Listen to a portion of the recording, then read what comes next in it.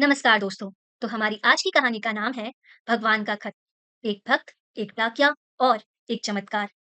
गांव का एक सीधा साधा गरीब किसान रमेश, जो हर दिन मेहनत करता, लेकिन किस्मत जैसे उससे रूठ गई थी। घर में खाने के लाले, बीमार पत्नी और स्कूल जाते समय नंगे पांव जाते उसके बच्चे।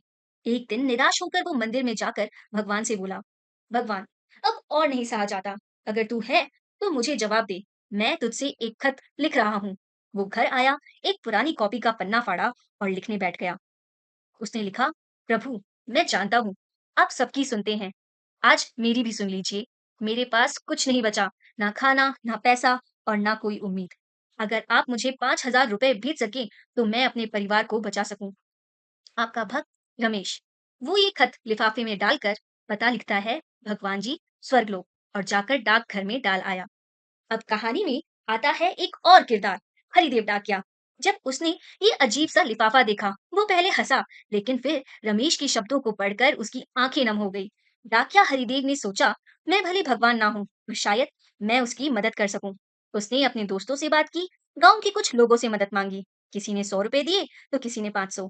कुल मिलाकर वो 3,000 रुपए इकट्ठे कर सका। उसने पैसे लिफाफे में रखे और लिखा, तुम्हारा खत मिला। बेटा रमेश, मैं हमेशा तुम्हारे साथ हूँ। इन पैसों से जरूरत पूरी करो, भगवान। और वो लिफाफा रमेश के घर डाक में भेज दिया। जब रमेश ने वो लिफाफा खोला और पैसे देखे, उसकी आंखें भर आई। वो भगवान का धन्यवाद कर रहा था, लेकिन फिर उसने एक और खत लिखा। और उस खत में उसने लिखा, प्रभु, आप सच में मेरी पुकार सुनते हैं। मुझे विश्वास था कि आप मेरी मदद जरूर करेंगे। बस एक विनती है, अगली बार पैसे सीधा भेजिएगा, डाक से मत भेजिएगा। लगता है डाकिया हरिदेव ने मेरे 2,000 रुपए रख लिए होंगे। फिर भी धन्यवाद। आपका आभारी रमेश। जब हरिदेव डाकिया ने अगली सुबह डाक छाटते हुए रमेश का नया पत्र देखा, उसे पढ़ते ही वो पहले मुस्कुराया, फिर उसके चेहरे पर एक शांत मुस्कान के साथ आंखों में नमी आ गई। वो बोला, वाह रे भगवान, इस मासूम आदमी को ये भी नहीं पता कि हमने अपने पैसे इकट्ठे करके उसकी मदद की, और फिर भी वो तुझसे शिकायत कर रहा है, मुझसे नहीं। शायद यही सच्चा विश्वास होता है। तो उसने रमेश का खत सीने से लगाकर कहा, भगवान, अगर फिर किसी रमेश को मदद चाहिए तो मुझे ही फिर से चुन लीजिएगा।